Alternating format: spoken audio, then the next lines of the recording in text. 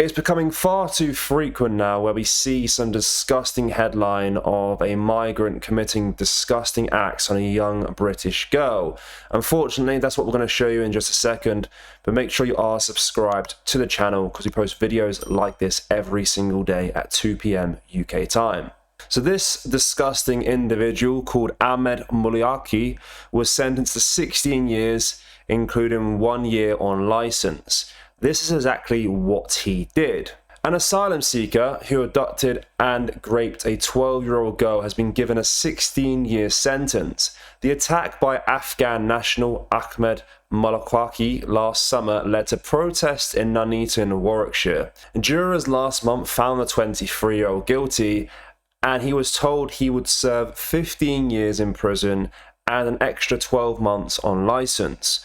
Judge Christina Montgomery, passing sentence at the same court, said the girl had suffered psychological harm as a result of his attack, with ongoing trauma and medical issues.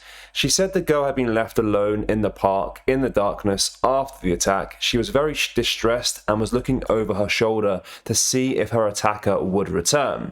The defendant, who came to the UK on a small boat 4 months before the offences, showed no emotion and stared ahead at the barristers and the judge during the hearing, appearing to be listening intently to his interpreter.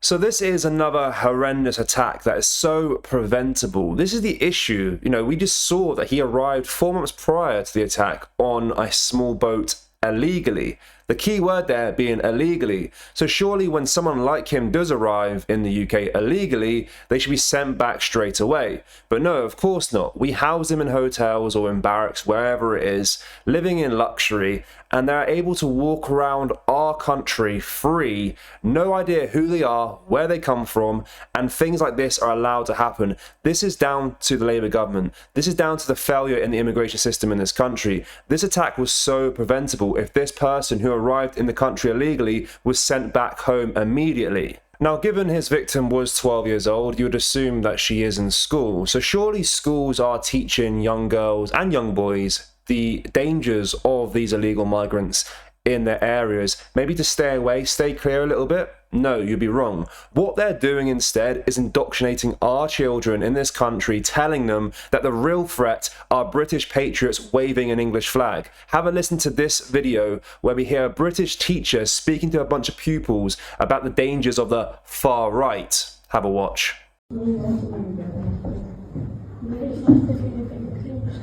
Something that is really important to mention, because it is something that I hear quite a lot. We are not saying that the England flag is an inherently racist symbol. However, for some people, it is currently being used as a way to make migrants, refugees and asylum seekers feel unwelcome. So we have seen the rise of lots and lots of these flags all around Manchester and all around the UK, particularly in areas where asylum-seeking hotels have been present. So we've seen the rise of this in Parkinson. In fact, there is a very similar looking set of lampposts that look like this. And again, we aren't saying that this is an inherently racist symbol. However, unfortunately for some people, it has been used to do that. An example of this I'm going to show you in a moment is from a process that I attended in Fallowfield. I attended to oppose the views of people who were trying to make those people inside the hotel feel unwelcome, and I stood on the opposite side, and unfortunately this is what we saw. Those people waving England flags and Ireland flags in this case, some of them were using Nazi salutes and throwing very racist abuse towards the people coming inside and outside of their hotel, which was their current home. So why is this an issue that we are so concerned about? I had a discussion with our EDI ambassadors, who are year 10 and 11 students, and this is what they said. So the flags around Parkinson might be feeling threatening or unwelcoming for people from different backgrounds. A lot of people don't really understand what this flag is representing at the moment, and it's important that we discuss this issue to make sure that everybody understands what these protests mean and how they might make people feel who are from a different background, even if they are not an asylum seeker. So if you could pause here, form sheets, and just go through the key definitions. We've got migrant, refugee and asylum seeker. They are all different. They all have different legal rights, and it's important that we are able to distinguish between the two, because often they are used interchangeably as if they are the same, and they are not. Okay, so can you just read for yourself?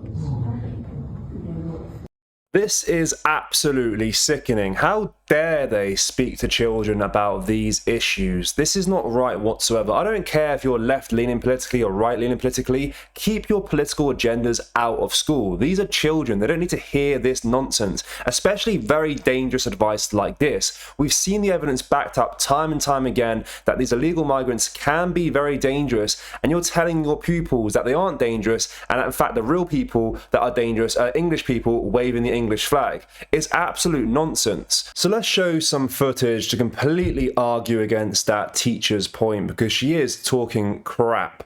And recently there's this clip emerging online of a migrant homeless person spitting and assaulting a white British homeless lady in public. Have a watch.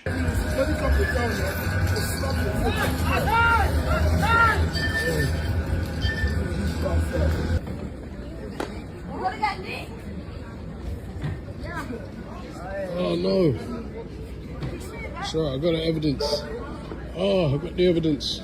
It's disgusting, and things like that happen almost every single day in this country. And the worst part about it, perhaps, is that as a British person, you can't even speak about it. There's a clear demographic change in a lot of major cities in the UK, and if you dare share any of your concerns about this, you are labelled racist or a far-right thug or even a neo-Nazi. But thankfully, this man has spoke out and put a video on social media, and he's speaking the absolute truth. Have a watch. Guys, let me tell you something. Here I am in the UK, in London, and I'll tell you, the people are just so good. They've been muzzled so much. Let's be honest, let's call a spade a spade. They've been muzzled so much. You sucked the living daylights, everything out of them. They're just walking around now, the shell. It's just like a shell. And I remember, I was born here, but I remember how it used to be. It was fantastic. The energy was great. Now the people are sucked out of energy because of all this. You don't know what's going on at the moment. Man, I pray for the UK. I really do, because I remember how it used to be, and it's out of their hands, it's out of their control. And he isn't wrong. This is a graph to show you the demographic change in London from 1961 to the present day, and you can just see how much it's changed in such a short amount of time. But yeah, some real, truly horrendous things are happening in the UK, and I'm sick of seeing headlines where vulnerable people are being attacked and left traumatized for life just because an individual is allowed to come to this country illegally and stay. Is absolutely horrendous. And to hear school teachers spouting that utter nonsense to your children in this country is absolutely sickening. But guys, let me know your thoughts on what we showed you in today's video. Make sure you do like, comment and share to get the video out there to as many people as possible, and make sure you are subscribed to the channel for more content like this, because we expose the truth every single day at 2 PM UK time. Thank you. Take care. Goodbye.